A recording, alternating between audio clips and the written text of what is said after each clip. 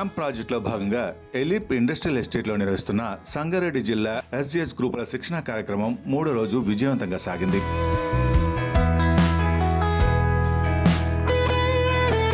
National institute for entrepreneurship and small business development master trainer Ravindra గారు తన అనుభవాలు, వ్యాపార మార్గాలను మహిళలకు వివరించారు.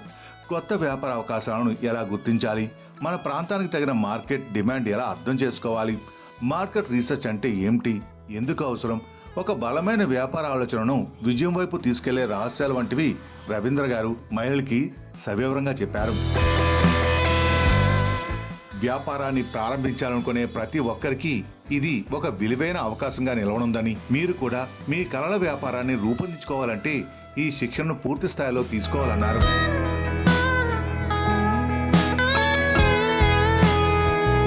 మీలో ఒక ఇంట్రెస్ట్ ఉండాలి. మాకెందుకు సార్ మేము వచ్చాం టైంకి పోయామంటే కాదు, మీరు ఒక ఆశ, మీలో ఒక ఇంట్రెస్ట్, ప్యాషన్ లేకుండా మేమేం చేయలేము.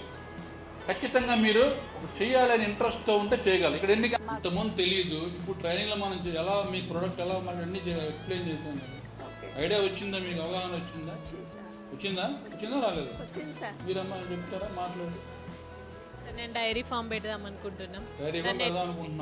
దాన్ని ఎట్లా డెవలప్ చేసుకోవాలి, దానికి ఎలాంటి మిషనరీ అవసరం, దాని ప్యాకింగ్ తయారీ, అట్లా దాని గురించి నాకు కొంచెం ఏమైనా వివరంగా చెప్తే తెలిస్తే నేను దాన్ని స్టార్ట్ చేద్దాం. తప్పకుండా. ఇప్పుడు మీకు ఈ డైరీ ఫామ్ అనే బిజినెస్ ఎలా స్టార్ట్ చేయడం అర్థమైంది కదా, లోన్స్ ఎలా? నాకు ఆల్రెడీ ఉన్నాయి సార్, అంతకుముందు ఉండే, ఇప్పుడు ప్రజెంట్ లేవు. కానీ మాకు పల్లెటూరే మాది, 2 ఎకరాల పొలం ఉంటుంది.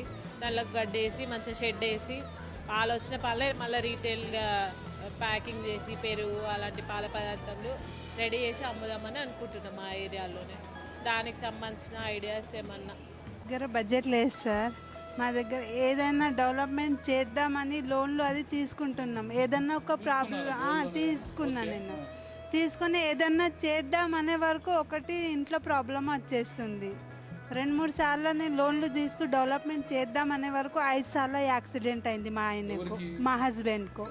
అందులో మొత్తం డెవలప్మెంట్ అయింది. మళ్ళీ ఏదన్నా చేద్దామనే వరకు ఇంట్రెస్ట్లోకి వెళ్ళి తీసుకొచ్చి మళ్ళీ ఈ అప్పు కట్టలేకపోతున్నాము. అందుకే మళ్ళీ బిజినెస్ చేస్తుండు, ఇప్పుడు పని చేస్తుండు. కాకపోతే మనకు టాలెంట్ ఉంది, చేతిలో పని ఉంది, ఏదన్నా చెయ్యాలనే వరకు ఏదన్నా ఒక ప్రాబ్లం వచ్చేస్తుంది. అందులో మాకు పెట్టుబడి లేదు. స్కీమ్స్ ఒక చీఫ్ అండర్లో తీసుకున్నా సార్, అది కడుతున్నది, రన్నింగ్ అవుతుంది.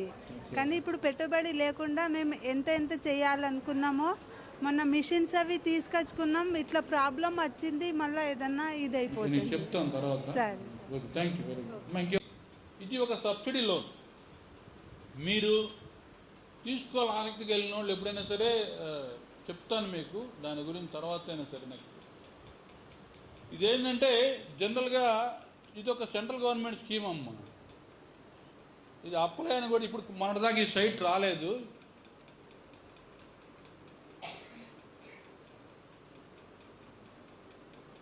ఇట్లా ఓపెన్ అవుతుంది అన్నమాట. మీ ఆధార్ కార్డు డీటెయిల్ అన్నీ అడుగుతుంది.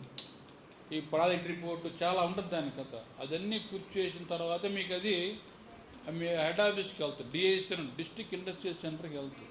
అక్కడ నుంచి మీకు వస్తుందన్నమాట ఫోన్ కాల్. సో ఇదొక లోన్. దీని గురించి తెలుసుకోవాలనుకుంటే మీరు ఇంకోసారి క్లాస్లో దాన్ని ఇంకా నేను డెప్త్గా చెప్తాను కావాలనుకుంటే. తర్వాత ఒకటి ఉంది, ఇదొక సబ్సిడీ లోన్ అమ్మా. లోన్ అనేది దీనికి మీ ఏ రాజకీయ నాయకులు ఎవరు రికమెండ్ చేయాల్సిన పని లేదు. మీరు బ్యాంక్ మేనేజర్ విల్లింగ్ అయ్యి కరెక్ట్గా మీరు కడతారనుకుంటే మీరు అప్లై చేసుకుంటే ఆన్లైన్లో అప్లై చేసుకునేది ఇది. అదే దీనికి సంబంధించి రిసోర్స్ పర్సన్లు కూడా ఉంటారు జిల్లాల్లో, వాళ్ళు అప్లై చేస్తారనమాట.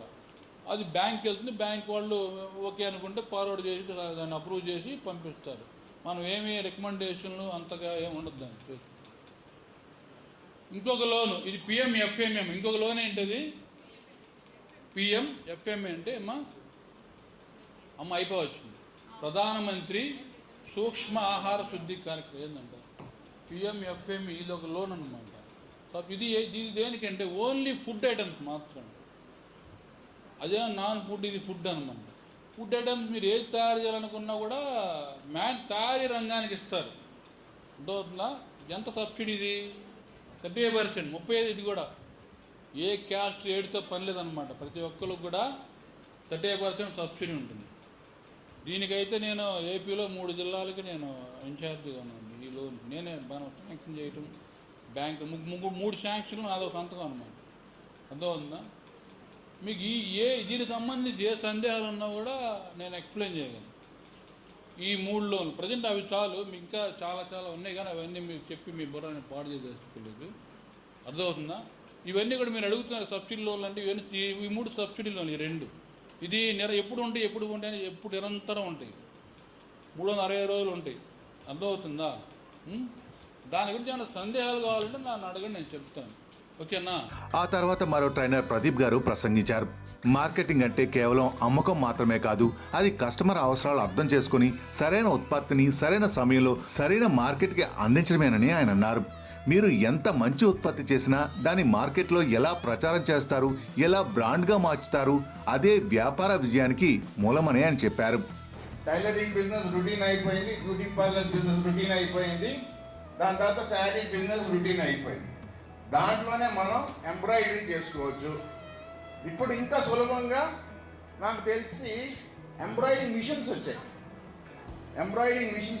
ఎంబ్రాయిడింగ్ మిషన్స్లో కూడా చాలా సంపాదిస్తున్నారు మహిళలు. ఎంబ్రాయిడింగు యాక్చువల్గా మనం ఏంటంటే ఇక్కడ మగ్గం వర్క్ 90% ఎవరు పెడుతున్నారు? బయట నుంచి వచ్చిన వాళ్ళే పెడతారు. మీరు చూస్తున్నారా? అదే మనం నేర్చుకుని ఎందుకు పెట్టకూడదు? అది ఓకే. Apple, banana. శిక్షణతో పాటు మహిళల మానసిక ఆనందం కోసం ఆటలు కూడా ఆడించారు ట్రైనర్స్. 1 2 3 1 ఫాస్ట్గా 2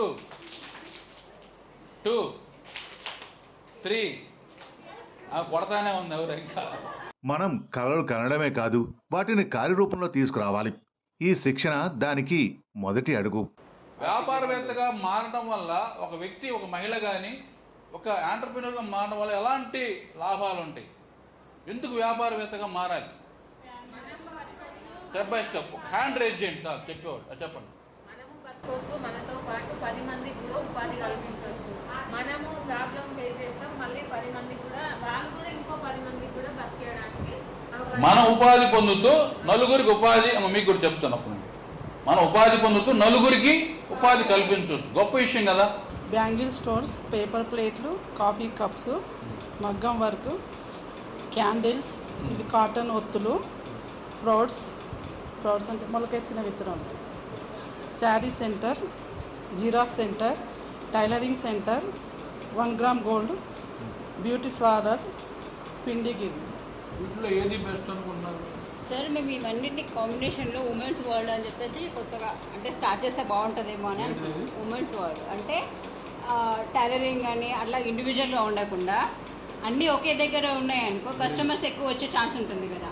ఒక అమ్మాయి వచ్చిందంటే మన దగ్గరికి, ఒక కస్టమర్ వచ్చారనుకో, ఆల్ వెరైటీస్ ఎంబ్రాయిడింగ్, మగ్గం work, matchings, bangles, 1 gram gold, all varieties మన దగ్గరే ఉన్నాయనుకో బెటర్గా ఉంటుంది కదా అని ఉమెన్స్ వరల్డ్ అని క్యాప్షన్ బాగుంది. వెరీ గుడ్ అమ్మా, మంచి ఐడియా.